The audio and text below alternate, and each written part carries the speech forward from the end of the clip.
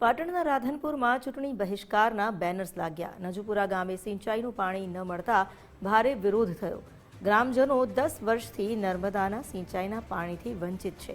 સિંચાઈનું પાણી ન મળતા 500થી વધુ લોકોએ ગામ છોડ્યું। સિંચાઈનું પાણી ન મળવાને કારણે 700 વીઘાથી વધુ જમીન સૂકી ભટ્ટ થઈ છે।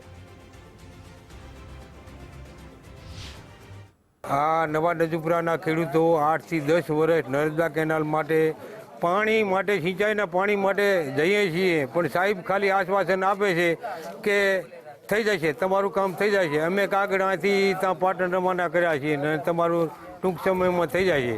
અને છેલ્લા 2 વર્ષથી ગામના તળાવ માટે પાણી નખાવવા માટે દોડીએ છીએ, પણ તોય છતાં કોઈ અનિયારો આવતો નથી। અમે ગામ આખું સંપૂર્ણ સાથે ભેગા મળીને નિર્ણય લઈએ છીએ કે અમે ચૂંટણીનો સંપૂર્ણ મતદાનનો બહિષ્કાર કરીએ છીએ। જેનું કારણ એક જ છે કે અમને છેલ્લા 10 વર્ષથી પાણી મળ્યું જ નથી। સિંચાઈનું આમ તો મળ્યું જ નથી 10 વર્ષની, પણ કાયમી માટે મળ્યું જ નથી।